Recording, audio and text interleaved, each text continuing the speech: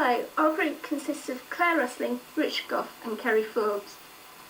Over past years, traditional industries have been in decline.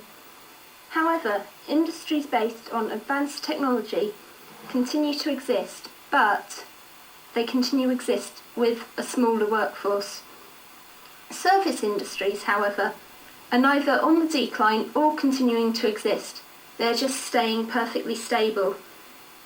This is due to the fact that whatever happens, however industry changes, there is always the need for basic things such as food or clothes or stuff to wash with, whatever. You always need your basics. More and more people are starting to use computers. This is because computers are becoming more and more accessible to the general public. They're at a relatively low cost, and there is courses in both colleges and universities, and there are lots of books on how to use computers. With more people using computers, there is an increase in people working from home using computers. The EEC is aware of the fact that people are working at home. They call such circumstances cottage industry.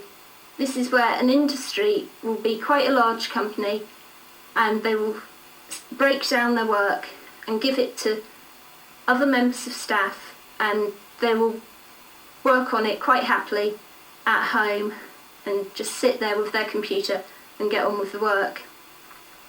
The EEC wants to know how to support such type of situation, both financially, and they want to know about the technical support.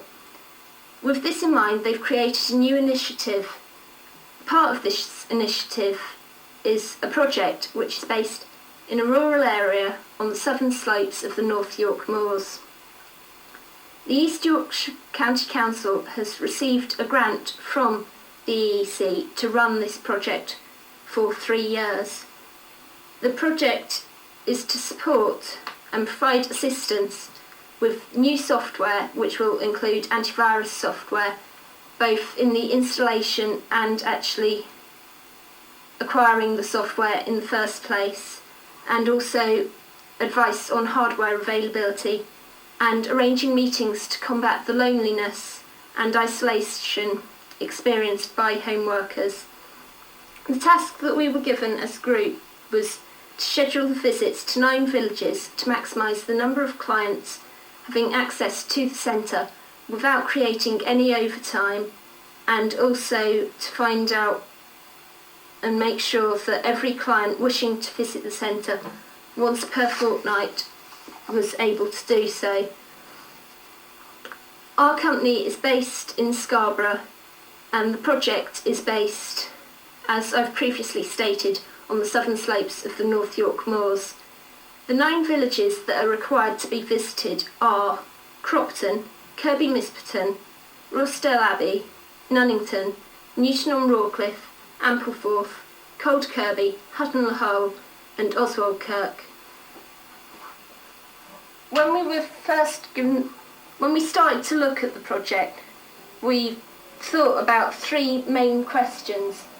First of these questions was how many clients are likely to arrive at the centre when it stops at one of the 9 villages. The next question was how long is it likely to take to attend to these clients' needs. Finally, the third question we had to think about was, given that the MIRC can make just 2 day-long journeys to this part of Yorkshire per fortnight, in what order should the villages be visited? I'll now hand you over to Richard, who will explain how we did the calculations.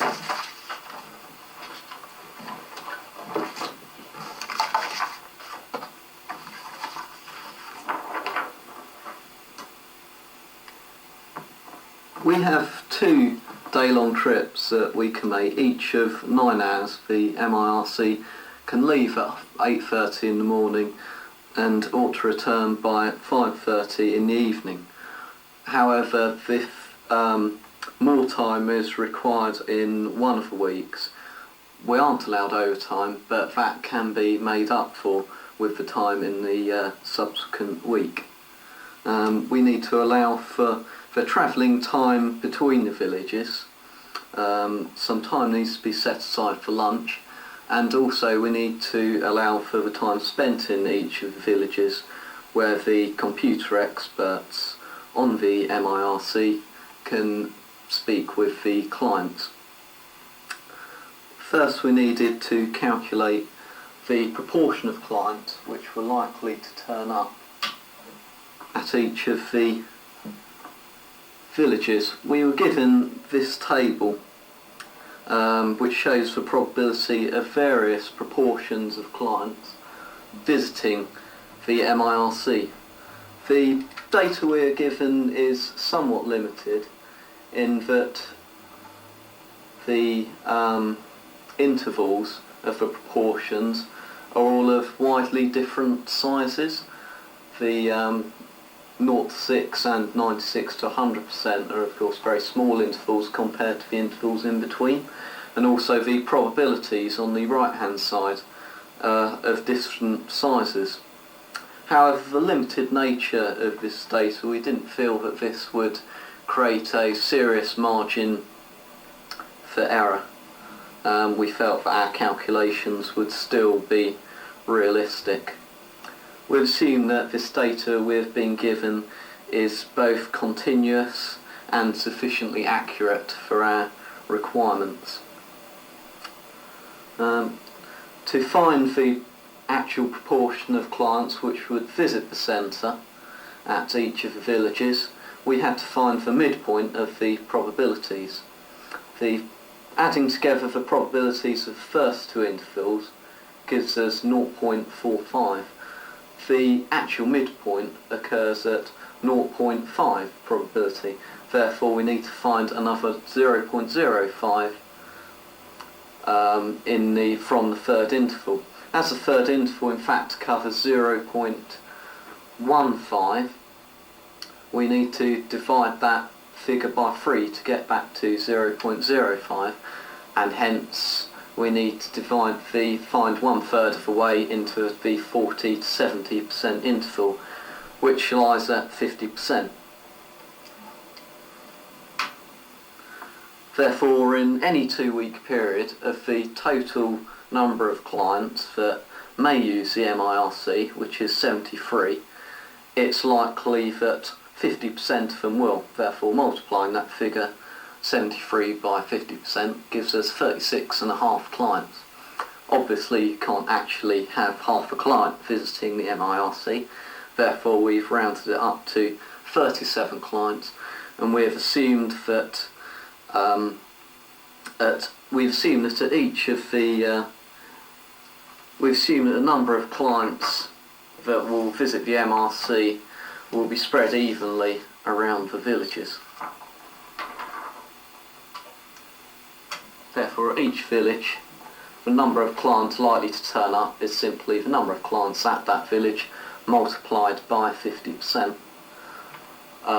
You'll notice that where the total number of clients is an odd number, 3 of these had to be rounded up to a whole number of clients and 2 of them rounded down so as to keep to the number of clients, total number of clients, to 37 as we calculated earlier.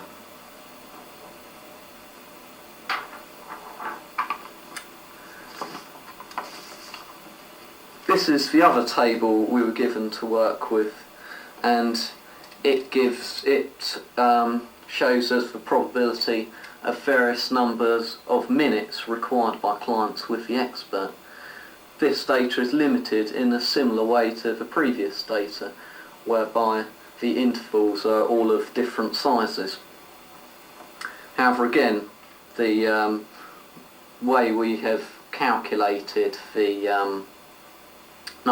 average number of minutes shouldn't make for any error that would be noticeable in the final calculations. We found the midpoint in exactly the same way as before, which led us to believe that 22.5 minutes would be required by an average client with the expert.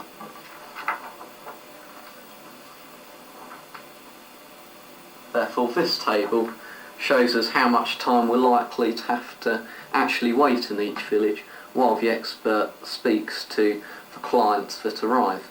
It is simply the number of clients who are likely to turn up multiplied by 22.5 minutes per client. Where there was an odd half minute, we have again rounded up.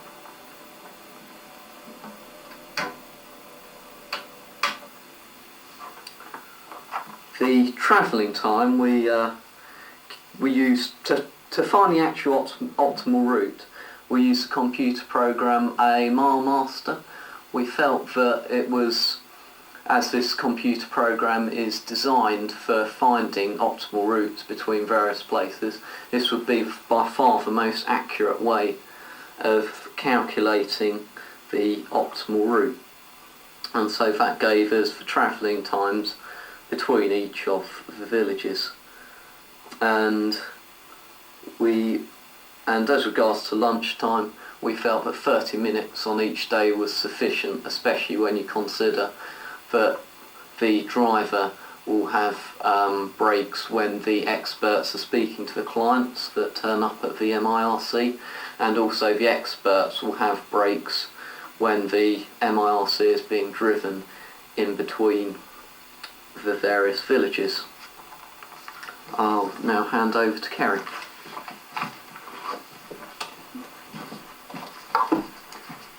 Okay, we've prepared a handout which I'll hand out at the end of the talk, so you can see what optimal route we chose. It'll explain in it the optimal route, the time it takes between each village, the miles and the directions that the MIRC should follow. Claire told you earlier the objectives we set out to achieve.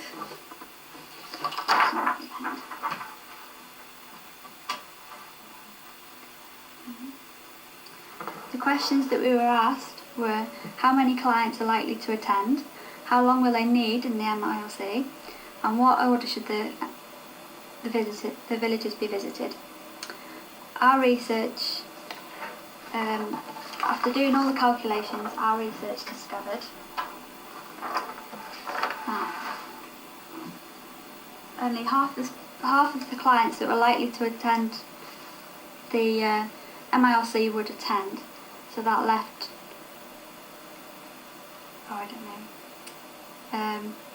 only 50% of the clients. Each client are likely to use 22.5 minutes with each specialist in order to gain as much information off them as they would like. The order which the MIRC should go is: in week 1, they should first start in Cold Kirby, then to Ampleforth, then to Oswaldkirk, and then to Nuneaton. And in week 2, you should go to Kirby, Miss Burton, Newton on Rawcliffe, Rosedale Abbey, Cropton, and Hetton le Holm. Being based in Scarborough, it made no difference to the actual places that we went to, as we used AL Master.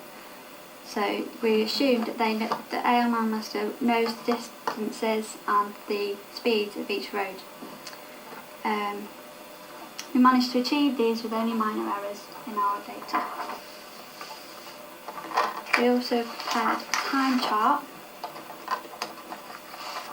of times that we spent in each village. Each day we have a total of 9 hours, and it's a total of 9 hours, and this time chart shows the time spent in each of the villages and the total time between the whole day, the travelling times between the villages, and how long they need for lunch. As you can see, the MIRC arrives back 17 minutes early. In the second week, we've done the same thing, and you can see here that it arrives back 17 minutes late. This worked out okay because it compensated for the week before, so therefore no overtime was achieved. Thank you for listening to our report. Are there any questions?